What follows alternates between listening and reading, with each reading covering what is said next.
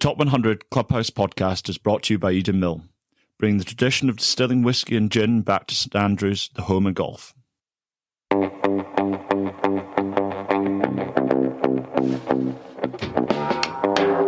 Ladies and gentlemen, welcome to the Top 100 Clubhouse, the ultimate podcast for golf course enthusiasts worldwide.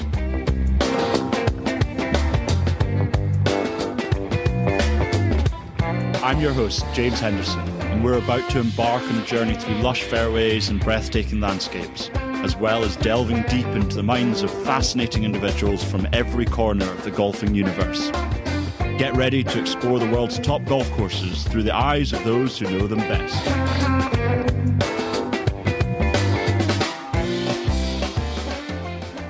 Hello, and this is our first recording of 2024, so welcome back, and thank you very much for persevering on a wee break that I kind of needed.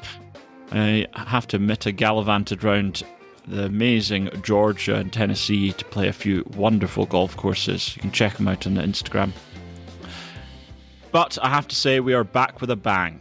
We have Colin Burns, who spent 30 years as GM at Wingfoot. We go into quite a lot of detail into the intricacies of running such a wonderful clubhouse and club, then the amazing family and friends that it can bring you. I hope you enjoy. Hello, Colin. How are you? I'm great, James. How are you today? Yeah, good, thank you. Busy day, but I'm getting there. Colin, I always like to start with one thing, and that is, how did you get into golf? You know, this is one of those stories that I've told and retold, and it sounds more unbelievable, I think, each time I tell it. And I always say to people, have you ever seen the movie Goodfellas?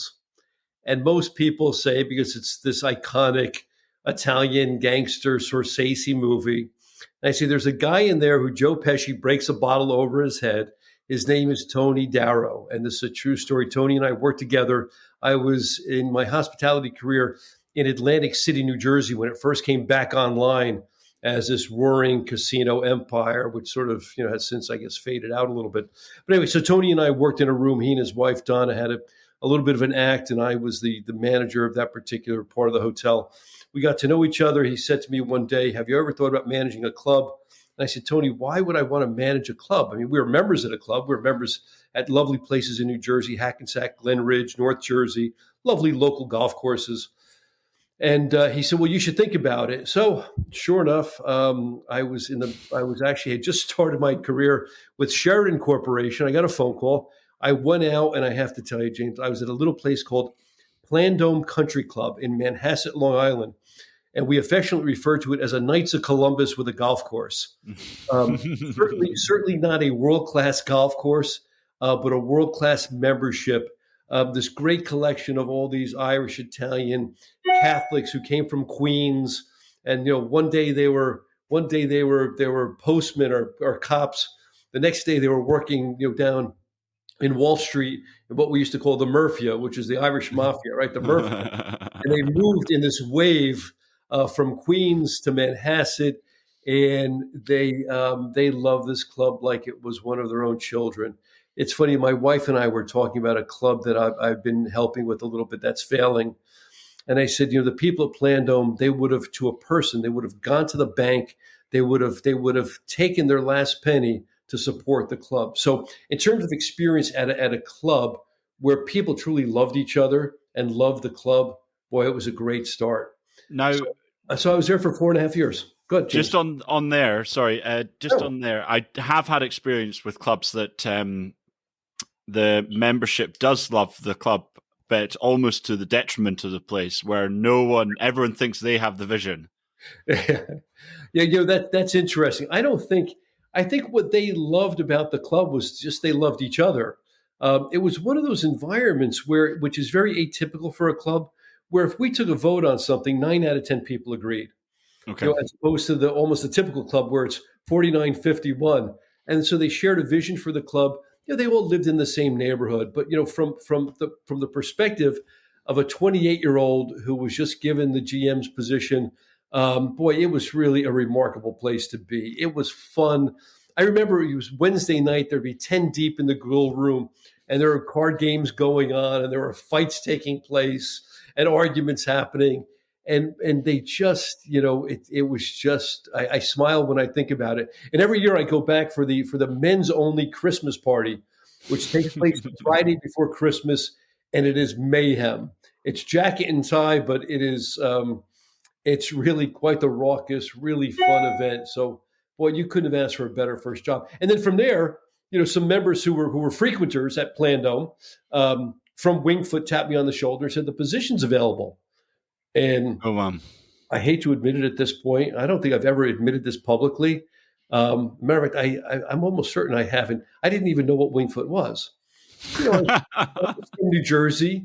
Not really into the golf scene like my father was. I mean, my father knew immediately when I told him. And so I applied for the job in March of 91, and I actually started October 1st of 1991. Wow. Yeah. How did it feel jumping from, a small community golf course to this world-recognized, prestigious club? It's funny. It really didn't hit me at the beginning because while it was prestigious, I didn't have all of these sort of preconceived notions about it. I didn't, I wasn't going to. I mean, I knew I was going to a very special place, and I think what kept me very grounded was the fact that there was a lot of work to be done. They had the clubhouse itself had really been neglected for a long time. There was memorabilia strewn, hither and yon, and it was just not what I had expected. So I'd say the first 5 years were just really just getting things organized. So it wasn't like I had walked into this. I mean, I walked into a grand facility, which needed a hell of a lot of work. So it was head down, get things done because it was, and we didn't have any majors on the calendar at that point. We had hosted the '84 Open. It was disastrous by all accounts. And the USJ just at that point wasn't knocking on our door, so we didn't have that on the calendar. Again, it was just we spent a lot of time just really getting reorganized. So it didn't really hit me until we actually started talking to the PGA about doing a PGA Championship, and I think that's when I realized where we were in the world of golf. What Obviously, you've gone into a prestigious golf course that you've spotted a few things that you changed or organized, I'd probably say would be a better way of putting it. What do clubs do that they drop the ball on that you think is more important they give it value? Well, it's interesting. There's clubs oftentimes have a history that they don't even realize or they don't value. And I think that's part of the golf experience. Part of the major difference, and I'm not sure if I'm answering your question exactly, but I'll try to. The difference going to Wingfoot in 2001 or 2021 versus 1991 was the fact that we had put so much care, money, obviously, but care and concern into the facility, which from a value perspective, I think every guest and every member who walked in felt that they were, in a sense, getting such greater value for their experience at Wingfoot. It was no longer tattered rugs and paint that was chipping or the ceiling in the lobby. I mean, go down a list of things. The boilers that weren't working, the fact that we didn't have thermostats. So I would tell the story. I used to go down go down in the basement and have to open and close these great big valves, and we'd wait for the building to get to about 90 degrees, Fahrenheit, and then we'd let it cool off back down to 60, and then turn it back on again. So from a value perspective, I think that and not every club has what we had at Wingfoot. We had this fabulous infrastructure that just needed a lot of tender, loving care. I think that the maintenance, and again, I'm not sure if I'm answering your question exactly, but for a club to maintain its value to its membership and its guests, and to it needs to be aware of its brand, its history, where they sit within the community, and really work to enhance that brand, to embrace their history, and not just have a bunch of scattered pictures up on the wall. I mean, I've been to some clubs where they have great history, and you're like, it just looks like this mess of stuff that's just thrown around, and people see that. Particularly, it's funny. I'll never forget the first president I worked for, Ed O'Reilly, God rest his soul, a wonderful man. He said, I remember at a board meeting, I think it may have been my first or second board meeting. He said, if none of you care, think about the fact that you're bringing guests and your family members, and they care.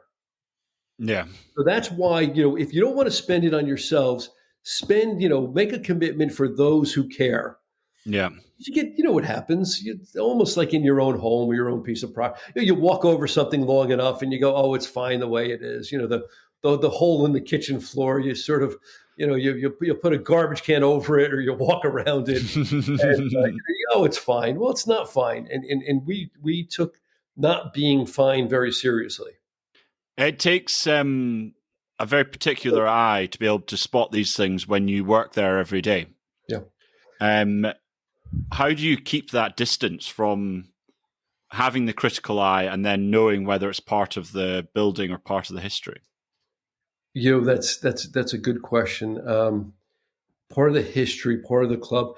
I think I think there are two distinct things. I mean, when I think about what I was just talking about, James, is just that attention to detail. That to me is almost inexcusable. Things just aren't clean. They aren't orderly. It says to you as a guest, it says to you as a member that we just don't care. And, you're dealing with people, their well-being. A club has to be clean. It has to be safe. It has to be well maintained so that from the moment you open the front door, there's this breath of fresh air where you feel like you're home, right? And you're comfortable, and not just comfortable, but you're cared for. There's a lot of things that as a club manager we think about that the average member wouldn't think about. Life safety, that was critical to me. Having alarms in place, having panic devices in place, having a plan for the staff when somebody had a medical emergency. And so, so there's all those operational things. Now, from the historic part of it, that's a good question. How do you distinguish between, perhaps, what's awry in a building and what's historic? And that's always, we spent a lot of time thinking about that. And, do you replace something because, well, it's been there forever? That was always one of my favorite expressions. Well, it's always been there. Well, no, always doesn't mean 1970. Always doesn't mean, 1981. Always means, in our case, 1923. And if it wasn't there in 1923, then it's suspect. And and look, we've had those discussions where, the particular chandelier, a particular picture. But if you have people who care, you have an archivist, you have a historian, you can sort through that and say, no, that's not. Just because it was in some picture from the 70s, that wasn't original. And you have to, and boy, we had a big debate whether or not everything in the clubhouse had to be blue. Well, it turns out once we contacted the right people, did the right homework, that Charles Wendehack did not want everything blue. That was a figment of someone's imagination. He actually wanted the interior to flow to the exterior. So muted colors that look like grass that's going a bit dormant, that soft brown, that soft green. And that took, and I remember when we made, not that many years ago, we made the decision to go away from the blue. And oh my gosh, it was, until everyone got accustomed to it. And then they said, boy, it's awfully lovely. Well, that's the thing. If you do it, once you've done it, everyone will probably agree because you're going to do it to high standard. Yeah. You mentioned Wendehack there. Do you want to fill my listeners in the importance of Wendehack to the club? Well, Clifford Charles Wendehack was considered, I think, and look, I'm not a historian. While I've studied it quite a bit, he was considered sort of the father of clubhouses. He had developed a reputation building estates not far from where I grew up in Montclair, New Jersey, and other parts of the country. And there's Ridgewood, New Jersey is, by the way, just as an aside, is a Charles Wendehack A.W. Tillinghast facility. So the golf course designer and the architect of both Wingfoot and Ridgewood are the same. So Charles Wendehack went on to become, and he developed a beautiful facility in Venezuela. But he was the go-to person when it came to clubhouses. And it's funny, he did things from not just from an aesthetic perspective, he did things from what they call a program perspective. How does a building, how is the building being used? So what are it had a real practicality to it. And if you see Wingfoot, the way it's laid out, the 600 lockers, the huge atrium, ceiling where it naturally ventilates. So he blended this beautiful combination of aesthetic beauty and in functionality. And there's not, there's not that many Wendahat clubhouses, and Wingfoot is probably one of the most easily recognized iconic clubhouses, in the world. Was he friendly with Tillinghast, or was it a partnership by the board? Well, that's a good question. I don't know if they were in fact friendly. They knew of each other, and in fact we had the benefit of having books that each one wrote, signed by the other. And so I think there was great admiration between the two of them. In terms of whether or not they were friends, I don't know. They clearly knew each other on a professional level. Just going quickly back to where we were talking about the level of detail that you go into when you're doing the whole, I want to say clubhouse renovation, but restoration, whatever. Yeah. Can you tell me a wee bit about the fittings? You talked about it earlier, but yeah, it's an interesting story. Having things not match just always bothered me from an aesthetic, as it does most people, right? We look for some sense of balance and things. So there were these doorknobs and escutcheons that looked like they had been picked up at Home Depot or some local hardware store, and I can never understand where they went to. And I always wanted the Wingfoot Clubhouse to be really just a place of perfection, where everything was maintained beautifully and maintained to the standards that the founding fathers thought about. The Niblicks, Charles Nobles, who was a founder of the club, and his cohorts clearly wanted the very best. When you think about Wendahat, you think about A.W. Tillinghast, you think about the facility itself. So we went on a mission. I went on a mission to find out who actually forged the doorknobs, the doorstops, and the escutcheons. And sure enough, somebody tipped us off to a name, P.E. Guerin, Jane Street, Manhattan. We met with the owner, who's a member at Arcola. He remembered that his father had talked about Wingfoot, and they had the original design. And many dollars later, not to be crass, so I won't say the amount, but it was a small fortune. We replaced all the missing doorknobs, doorstops, and escutcheons. And it's just one of the most remarkable things. And it wasn't just replacing them; it was replacing them with like materials. Yeah. And so we had to make sure that they weren't, because they weren't bronze, they weren't brass, they were this amalgamation that they used. And so we went about replacing all of them, including hinges. And all of this was done, James, and we could spend more time in this later, was the fact that I wanted Wingfoot, and this was a personal mission, I wanted Wingfoot to be listed on the National Historic Landmark Registry. There's only 6 other clubs. And so there's a lot of National Historic sort of type buildings. I mean, you can go walk around, Litchfield, Connecticut, or wherever, Montclair, New Jersey, you could find them. But this is the National Historic Landmark Registry. Sorry, did you say 6 or? What? Sorry? Did you say only 6 clubs or? I think there's 6 clubs, which I think it's 6. You could actually look it up. But I believe there's 6 in the country. Now, when I left, and the process is still ongoing, we were having the entire facility listed on the National Historic Landmark Registry, not just the clubhouse. And and the reason both golf courses was because the historic value that the entire property has on the game of golf. And I believe we'll be successful in obtaining that designation. Well, it will also secure all the work that you've done in the clubhouse. Yeah.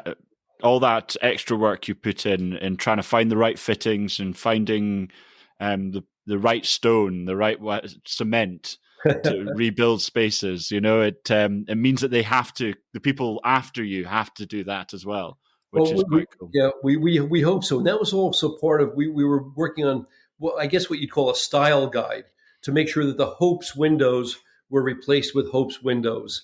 That the mortar that we developed, which had this beautiful seashell, small pebble composition that probably came from Long Island, was used on any masonry work. The slate roof, which we didn't talk about. I mean, it's this magnificent graduated slate roof that actually the slates get smaller as they ascend to give you an even Oh, greater wow. sense of perspective. Matching those was absolutely remarkable. When I first came to the club, they were actually using hot tar on this multi-million-dollar gorgeous roof, and so that was one of the things I put a stop to immediately. I found someone who worked for the Archdiocese of New York, a great craftsman, and for 30 years nobody else touched the roof except this particular person named Ray Dean. And he was, by the way, the most unlikely. It was almost like a Curb Your Enthusiasm episode. He was the most unlikely person, much stouter than I am. And you'd say he can't go up on a ladder, and he would go up on the ladder, and he and his team. The work we did on that roof was absolute. It was a work in progress that I hope never stops, because to maintain that, with the copper gutters and all the copper flashing. I mean, it's just the building itself is a piece of art. Well, that's I've heard a lot of stories, because I've never been there, but I've heard the stories of vastness. Everything feels big, and Oh, it sounds it's incredible. probably an inappropriate term now, but by the way, the board of Wingfoot, the direction they gave Tillinghast was build us two man-sized golf courses, which I know is, in today's society, it's probably Oh, inappropriate it's to fine. say. But the clubhouse has same that same vastness. It's Spartan in some respects. It's not poshy. It's big, grand, and very welcoming. And one of the concepts, James, which is fascinating, Charles Wendehack wanted you to be able to walk out of any door and find golf. So you go out the clubhouse side, you're over towards 10 West and the East Course. If you walk out of the dining room, you see 18 East right there. So basically, there was great coordination between he and A.W. Tillinghast in terms of integrating the clubhouse into the two golf courses. That sounds incredible. Yes. Are the two courses 2 loops of 9, or do they return to the clubhouse? Or All the nines, actually 10, but they all nines returned to the clubhouse. So there's no halfway house. So the custom at Wingfoot is you walk off of one of the greens, either 9 West or 10 East, and you cut through the clubhouse, grab a quick beverage and a snack. No stopping for lunch, by the way. That's forbidden. You got to keep moving. You grab something for yourself, your group, and your caddy always, because it's good? primarily a walking golf course. Grab something for your caddy and get about your business and get going. Well, onto the golf course. Yeah. It's not a very undulating property. No. You could argue it's meadowland originally, probably was meadowland. Yet Tillinghast was able to fashion a kind of top 50 in the world golf course. I don't know what is. We've got us 34th in the world. That is incredible. All the other golf courses around it will be on the best land ever seen on golf. Yeah. So It's funny you say that. Mike Davis, with whom I work now with down at Apogee, he's one of the designers, the former CEO or executive director of the USGA. One time we were walking the property, and Mike and I became very good friends over the years. And he said, "I don't think Tillinghast could have found a worse piece of property." and we were talking about the inability. It sits basically on this huge rock outcropping. So it's the highest point in the town of Mamaroneck, and actually in the area. There's rock you put a shovel in the ground, you hit rock. So they had to blast everything. They had to create the movement that there is, and it was, I can't imagine. Now I think some of the beauty of it, obviously Westchester County, and yes, beautiful meadowland type environment, but it was also near enough to New York City, and I think that was part of the sort of founding. That's part of what the foundation of the club was based on, was its proximity to New York City. Yeah. when they were first, we'd find these materials back in the, you'd find them in a drawer somewhere about, when they were trying to quote sell memberships, and they would say 45 minutes from Broadway. And so I'm not sure if it was maybe, in a Model T, I'm not sure if you were getting there in 45 minutes. But it was, so I think the proximity of it is one of the reasons why it's maintained its place in the world, is that it's so accessible from the city. It's accessible from Connecticut, from New Jersey. I mean, the market that it sits in, the business market that it sits in, is remarkable. Well, that's amazing. And just starting off with the concept of Tillinghast and his link to the club, am I right in saying you found his original contract in a drawer? The two, as we talked about, offline when we were just chit-chatting a bit, the two things that I was absolutely startled, and I don't think I've been at the club for more than maybe 2 months, because so October, November, so we closed December, and so January, February, I spent most of that time just pulling through drawers and closets. And the first thing I came across was, and I see the picture of him over your left shoulder there, old Tom Morris. We found one of his clubs that he made, used in winning one of his many opens, and had donated to the club when it first opened. And I didn't know what it was. The grip was coming a bit undone, but I looked at it and I said, this has to be very valuable. So I handled it very gingerly and put it off to the side. There's a story about how we found out exactly what it was. And then as I was pulling through, and there were old filing cabinets everywhere, and I literally came across the original contract between the club and A.W. Tillinghast. And it was this sort of parchment-y type, onion skin paper.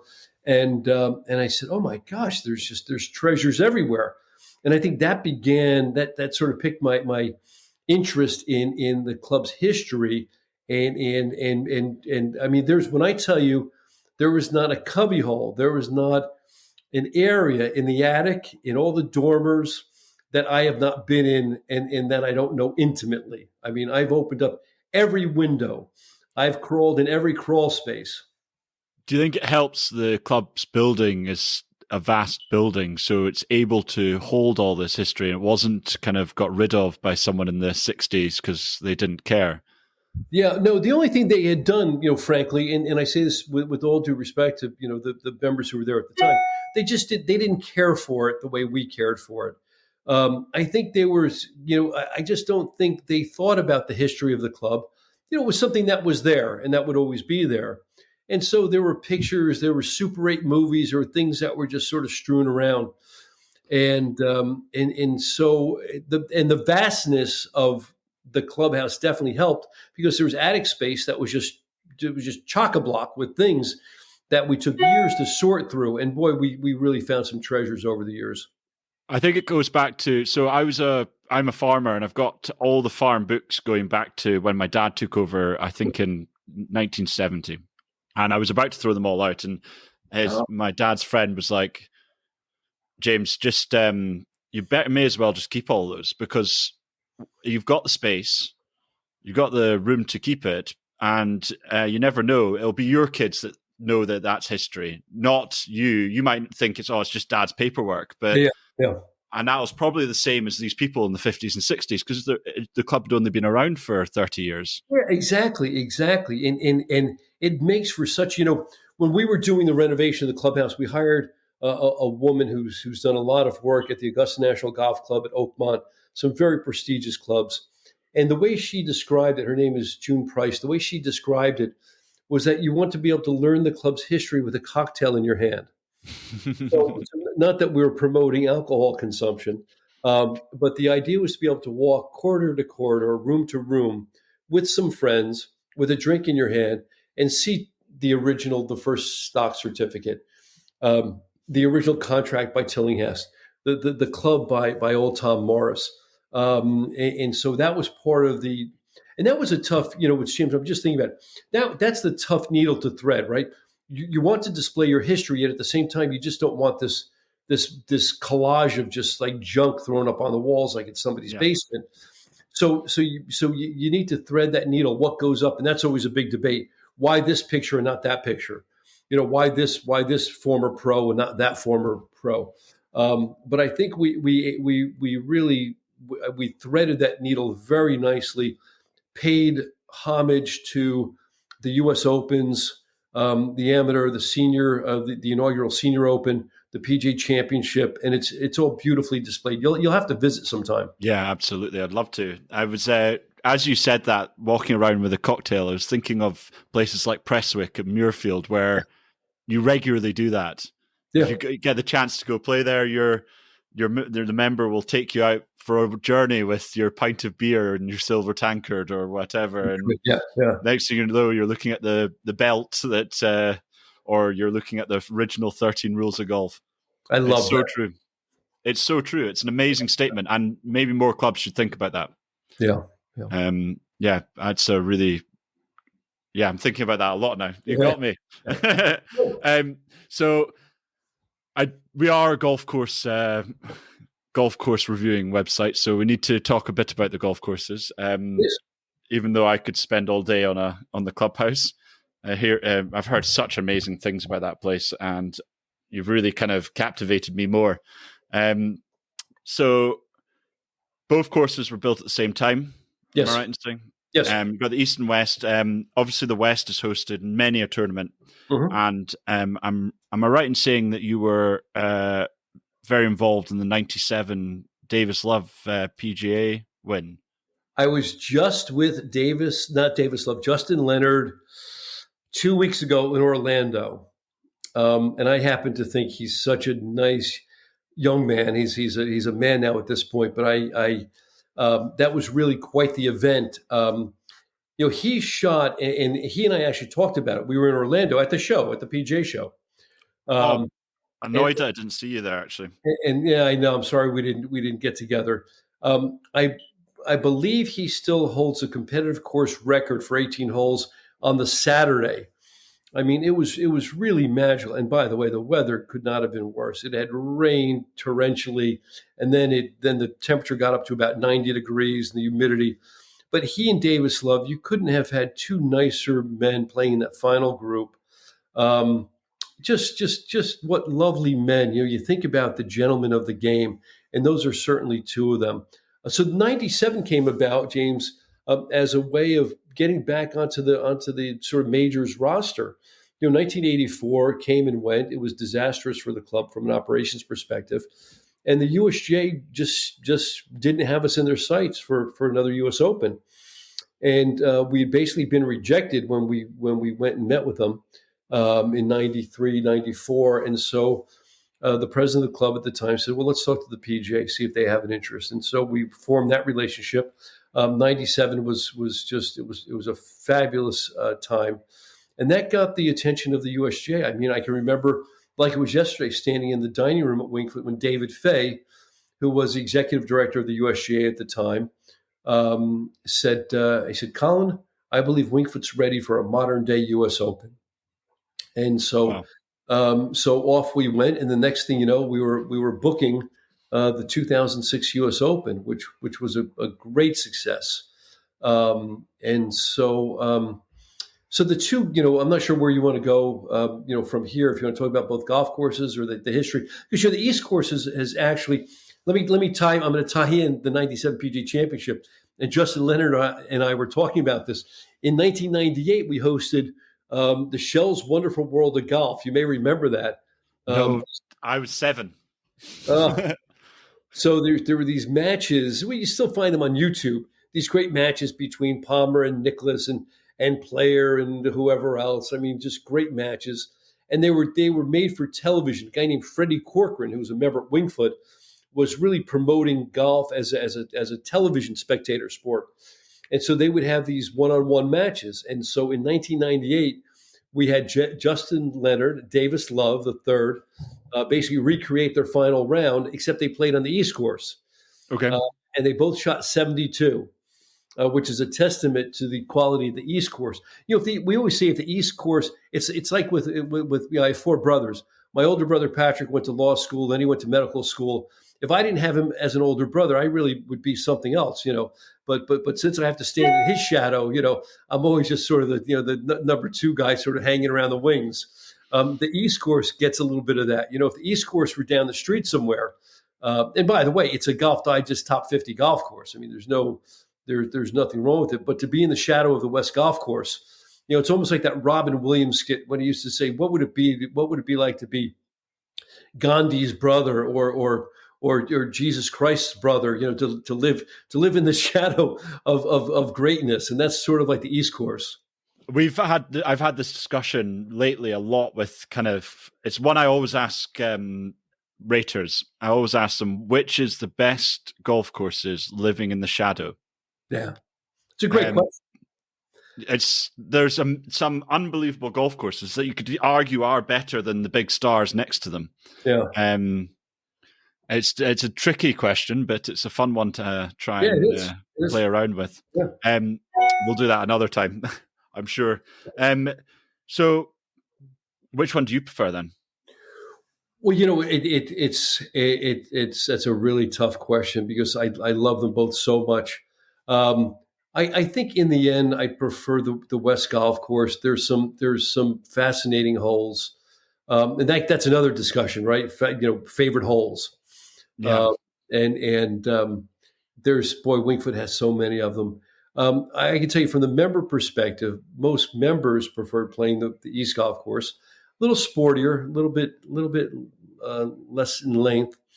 But whenever a member was bringing a guest, they invariably ended up on the West Golf Course.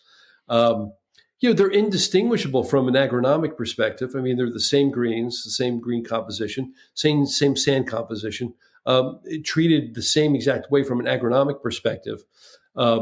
Is it the same teams that do both, or is it two different teams?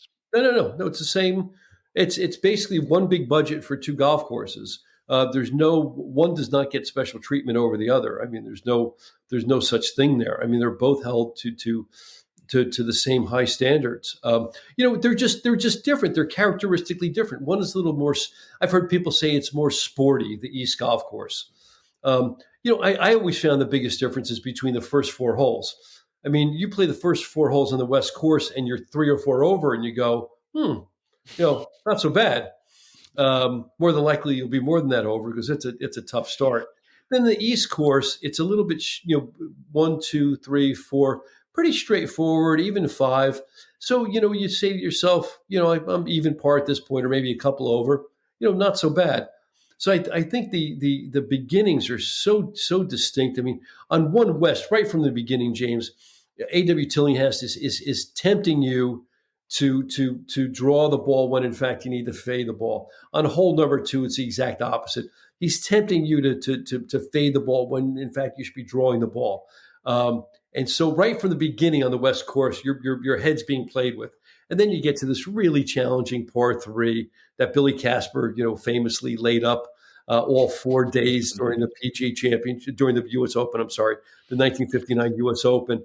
So I just think psychologically, the West Course just gets inside your head the minute you tee it up. I mean, you pull it a little bit on the first hole, and there you are in thick rough. You have to basically just chip it out, and so you're already looking at 5 or 6. You're like, oh my gosh, it's a tough start. So characteristically, the openings are very different. Something I'd love to ask about is the fact that you've gone with what would be a minimalist architect for the renovation with Gil Hanse. And if you play, as you know, Gil Hanse is famous for having big open fairways and plenty of space, and Winged Foot is not. Yeah.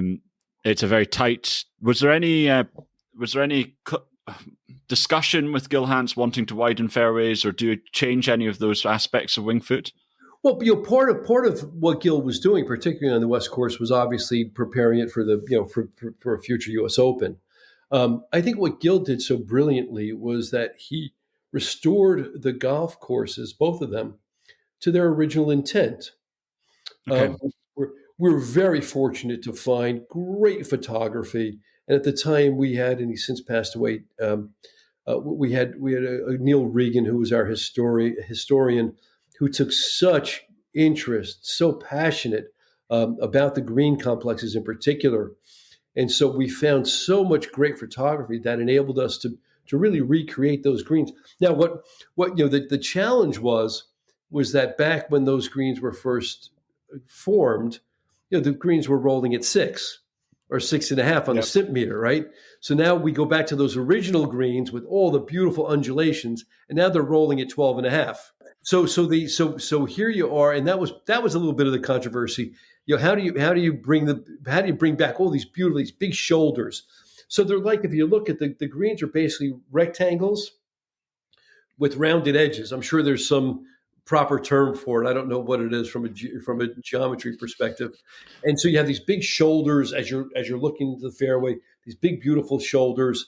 And what had happened over the years, James, is a lot of that space, particularly because of World War II, lack of materials, fuel, rubber, manpower. The greens all became rounded, right? So they only basically prepared the insides, and so the shoulders became rough areas. So all of that was recaptured, and Gil did a brilliant job of recapturing the greens back to their original. So we always like to say it was a restoration, Yep. and it truly is. So no, I mean, it's still, the West Course was never. My recollection, there was never a lot of discussion about opening up the fairways because we were going to be hosting future U.S. Opens, 06 and then 20. And also because the expectation from a member and guest perspective is that it is a difficult golf course. The West is meant to be difficult. You can't have it both ways. You can't have a quote, U.S. Open golf course and then bring people out, or members go out and have it not to that standard. Again, yes, minimalists removed a lot of trees were removed.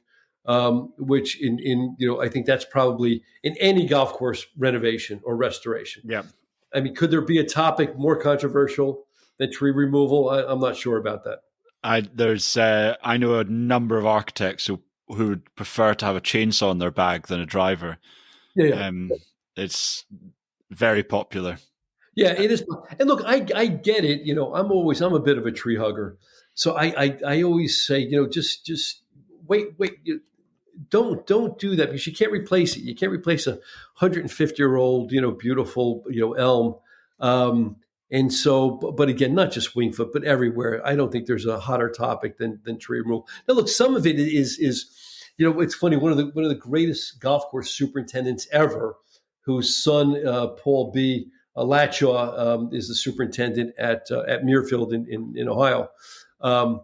And Mr. Latshaw used to say to me, "Colin, have you ever seen a nice lawn in a forest?"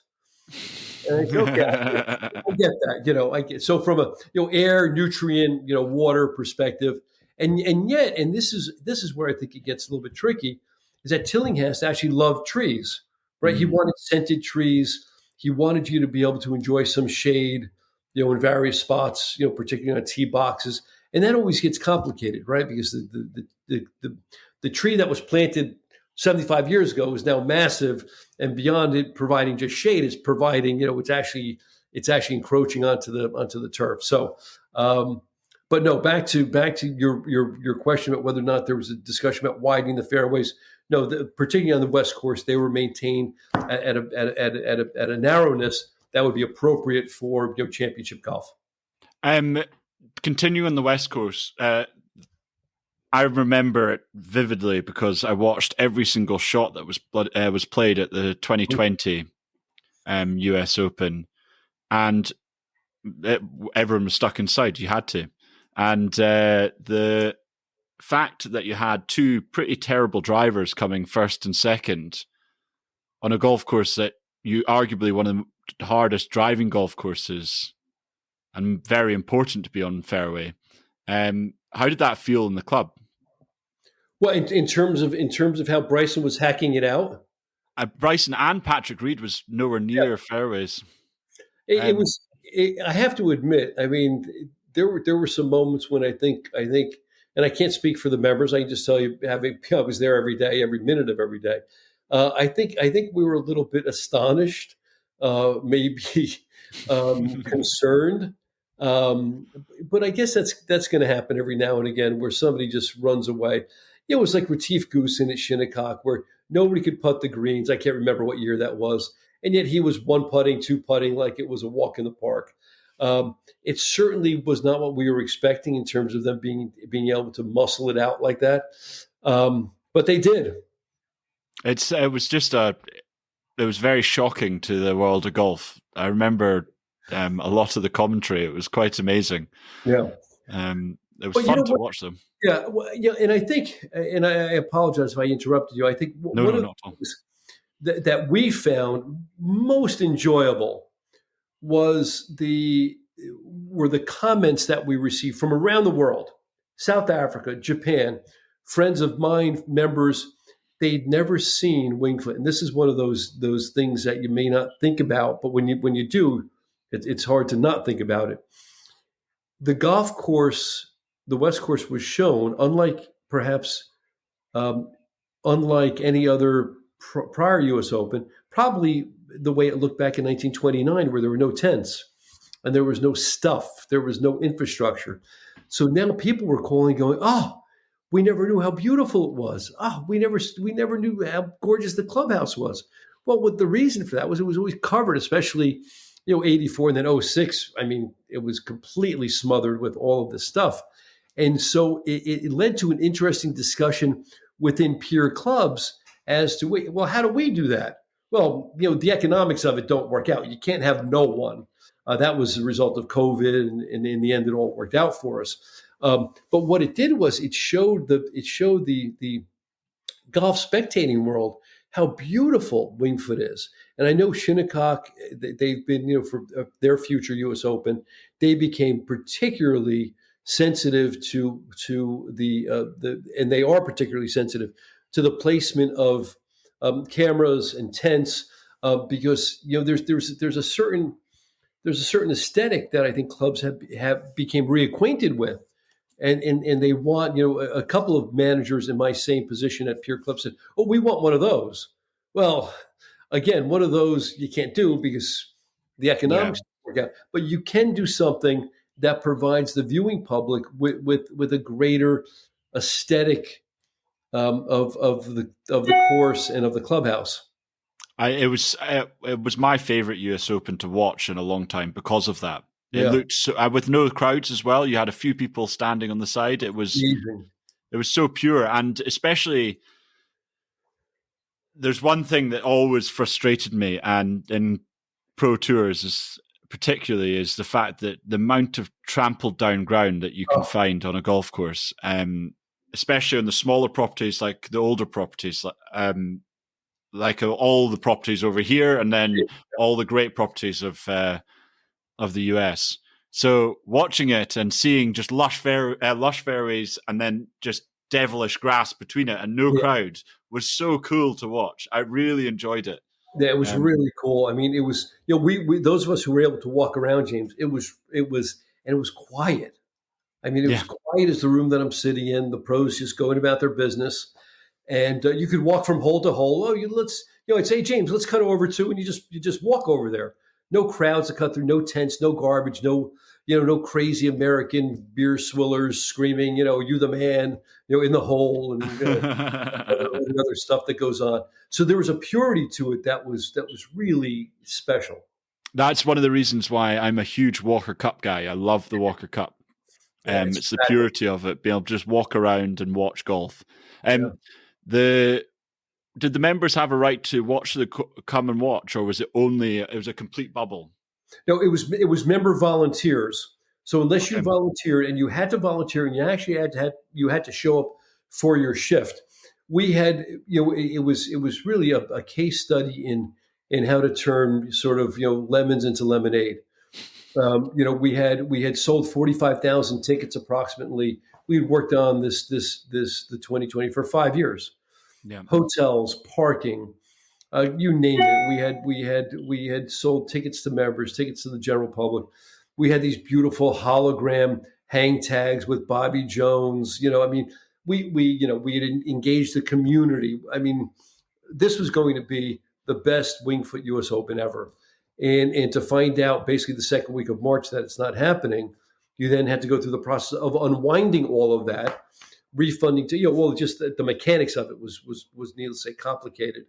And then now that you unwound that particular sort of configuration, Now what do we do? So we had to keep going back to the governor's office in New York State and getting approval. So then it was 10,000, then it was 5,000, then it basically was zero, no spectators, but you can host the event. And we genuinely believed that the country needed to return to sport, right? The country needed a distraction. And so we were very willing, and we talked every week with the USGA, our very dear partner, John Bodenhammer, just one of the most great gentlemen in the game of golf. And we worked it out. We were looking at the NFL schedule. We're looking at the Masters, who's going to go where. And when they offered the September date, we said, we'll take it. It wasn't even a discussion. We'll take it. We'll make it happen. And that provided, it's interesting, James. It's funny, in the case where we have the 2020 championship trophy, you'll see we have a woolen cap in there, and we also have a face mask. Just as we have Bryson's club, which he was very generous to donate, his driver, which is massive with a grip, this big. I held it, and it was just amazing. And so it's a reminder that it was September, and there's only been a few U.S. Opens held in September. And it was really cold one day. And so from an agronomic perspective, think about it, sunrise, sunset, and it had to be our superintendent, Steve Rabdu, did a brilliant job maintaining the West Course right through the summer into September. So it had a lot of unique challenges. But it really was a special event that'll be remembered for a long time. Did the course see any play before the tournament? Yeah. So people, when did the golf courses reopen in the States? Well, you mean during COVID? Yes. Well, during COVID, the courses never closed. You never closed? No. It's funny. My friends in Ireland couldn't believe the fact. I mean, they couldn't. Which made, in retrospect, it was ludicrous to not permit people to walk outside. No, we couldn't. It was this ever changing set of regulations. Wearing masks, don't wear a mask. You can. You had to walk into the restaurant with a mask, but then you could take it off at the table. You couldn't. It was silly. And so the courses never closed, and it was a boom. I mean, and that we're still feeling that boom the interest in golf exploded. People were at Wingfoot every day with their families, with their kids. Everyone's working from home. I mean, it was, and I think one of those things that doesn't get talked about enough, James, not to sort of go down this rabbit hole, but the mental health benefits of golf, particularly during COVID, at least here, I think it saved, not to be too dramatic, but did it save people's lives? I'd say in some respects, yes. It certainly saved, I think, their mental health, being able to get outside, walk around, play 18. I mean, you had to see it. There were days when it looked like a pre-game. We were tailgating. People had lounge chairs because you couldn't come in the clubhouse, so you brought a cooler, and here it is. The vaunted Wingfoot Golf Club, revered around the world, but everyone was doing it. I mean, every one of my colleagues. Every club was doing it, and it was the loss of life was so tragic. And yet there are certain things that were actually, there was something fun about it. There was a sense of community, and boy, we had to scramble and figure out all kinds of things. There was I remember looking at a tailgate at one of the clubs. I won't mention it because you never know. But everyone was just in a big circle passing beers that they brought. So everyone's just there could have been 50-something people sharing drinks, and it didn't matter because and it would have been safer in the clubhouse. yeah, I know, but I think about we were wiping down bananas. We were and it's funny. My brother, who's a very accomplished physician, kept saying to me, "Why are you doing that?" He said, "It's airborne. Just wear a mask." He said, "All this wiping down. I mean, we were wiping everything down, and we had spray guns, and we had it was insanity." But what did we know? Just going back to, because you were director of operations for the club in that US Open. Yep. When that second week of March hit, and what was going through your head? It must have been an emotional kind of moment for you. It was absolutely horrible. And I was actually really, really sick at that time. I didn't know it was COVID, but it was probably the sickest I've ever been in my life. and I was getting on these calls, and I was coughing, and I was having a real difficult time breathing. And then to have to unwind this event was heartbreaking. I mean, it was emotionally, it was really tough. But we realized, James, and I remember saying this to the group on the call with the USGA. I said, if we start building now, we were actually scheduled to start building. That's when you build the tents in March. I said, if we build them now, we're going to have a ghost city. We're going to have dead turf. And it just, the optics of this, we said, we have to stop now. We have to stop. Don't build a tent. Don't do anything. Just stop. And we did. And it was, I mean, you had to, the efforts that we had made from a staffing perspective, I should say from a staff perspective, we wanted everything to be perfect. We had organized things for the community. We had such great plans for the membership, and to have all of that just sort of, just vaporized before your eyes was it was really tough.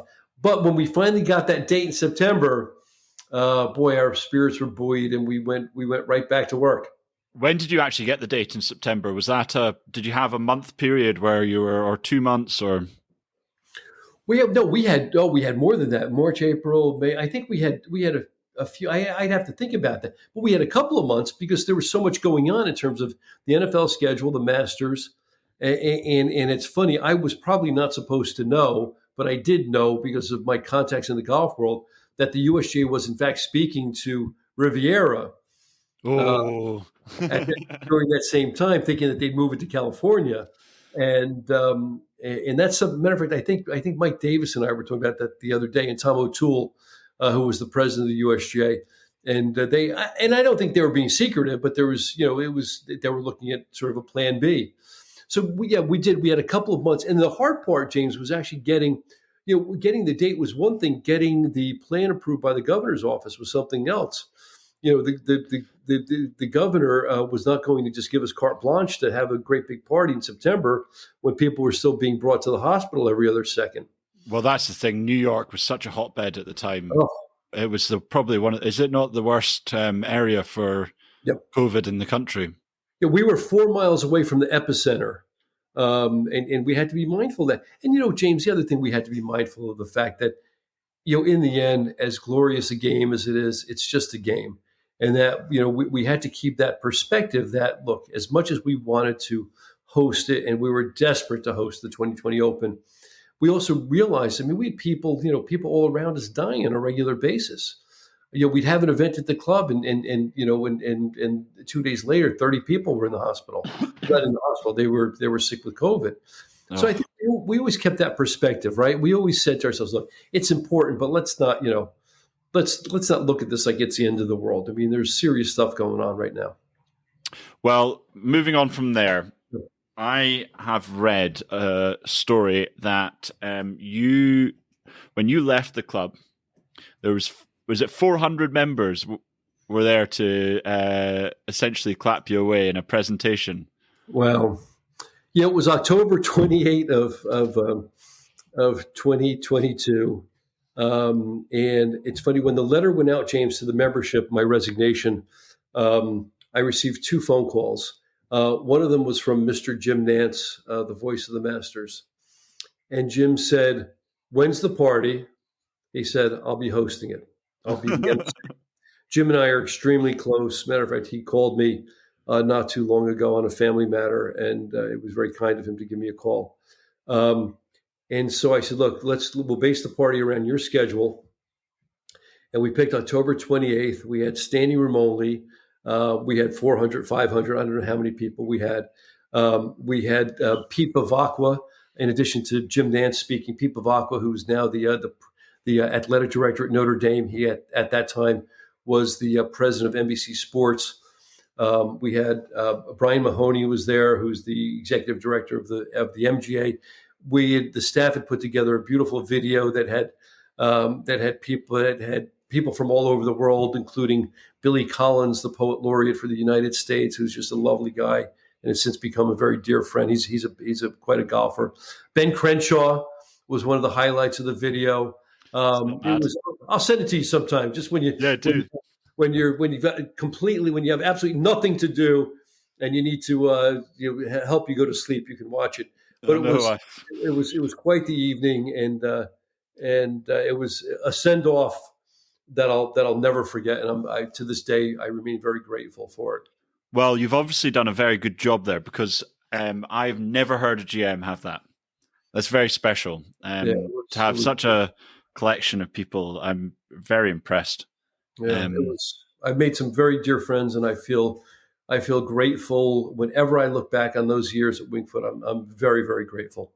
well, I know we've got a lot of people who work in golf who listen to us.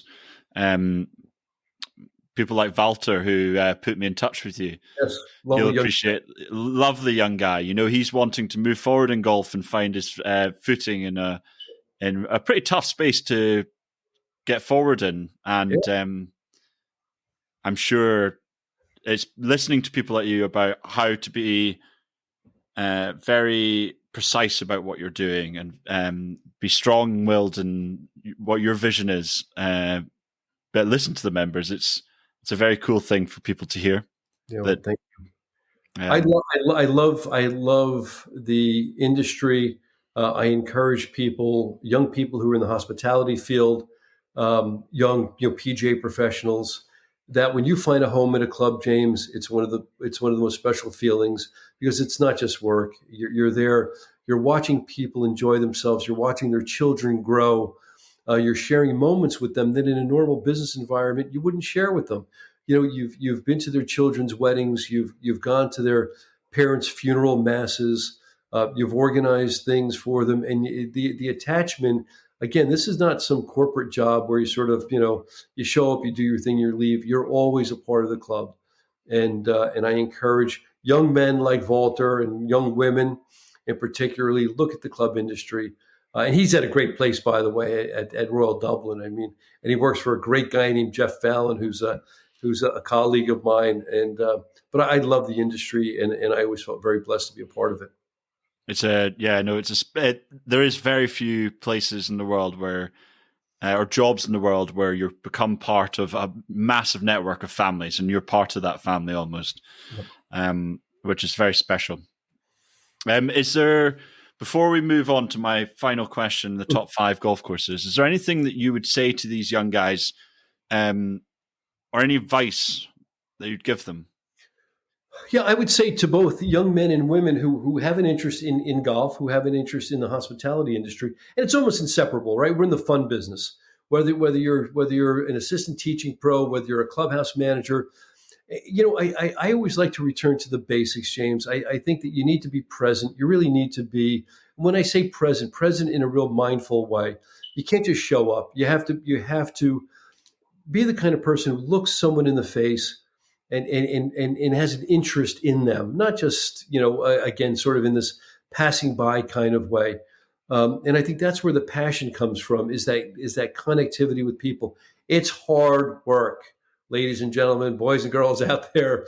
It's hard work, accept that.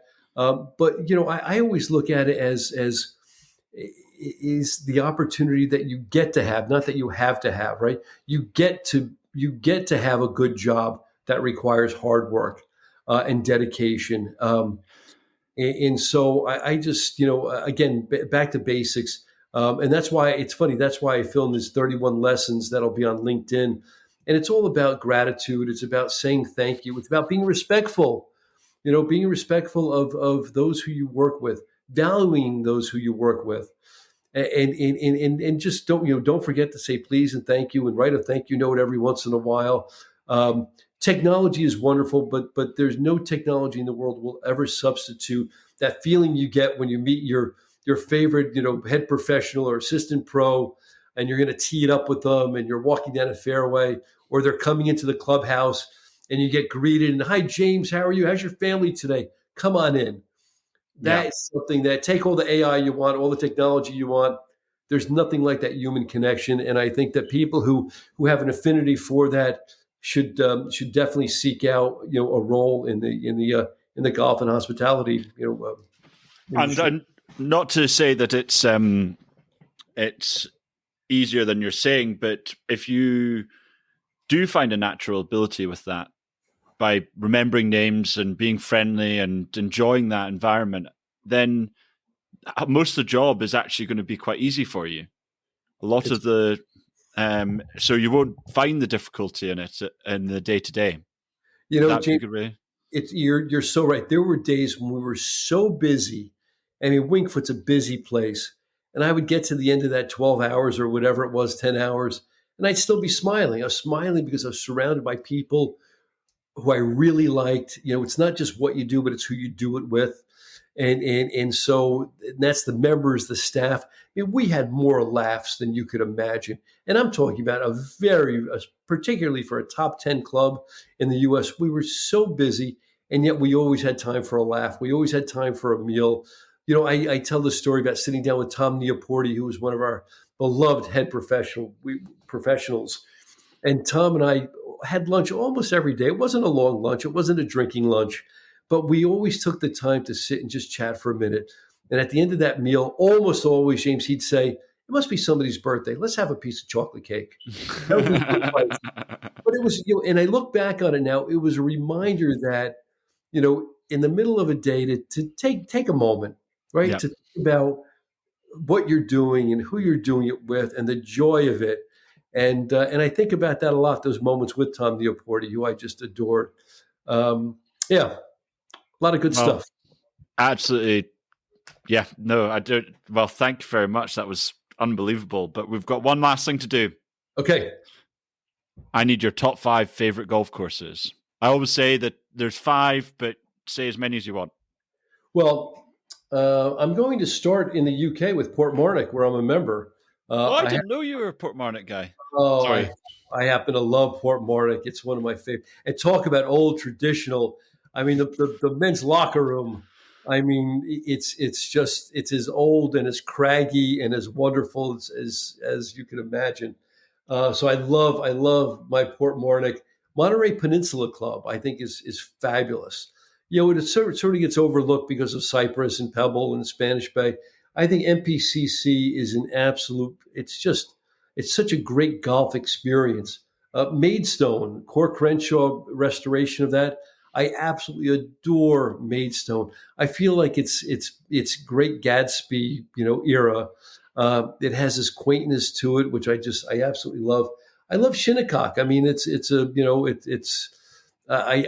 guess it's an easy answer or an easy one to go to, but I don't think you can overestimate or overstate how great Shinnecock is. I mean, tee to green, it's just fabulous. And then I struggle. I don't have to say Wingfoot, but I think Wingfoot, tee to green, West Course, hard to beat. I mean, you've played your heart out. You get to 15, and you go, I've got to tie my shoes tighter. Tighten my belt a little bit because 16, 17, and 18 are just going to just press you as hard. So that's my 5. Superb. Well, Colin, thank you very much. That was an absolute joy, and what an insight into the amazing golf course that is Wingfoot. What a pleasure. Thank you for having me, James. Colin, thank you very much for what was a wonderful interview. Your insights into how to run one of the top clubs in America really is more valuable than you think to a lot of the young guys that are listening right now. If you want to get in touch, it's official Top 100 on Instagram or james@top100golfcourses.com. And remember, play fast, lunch slow.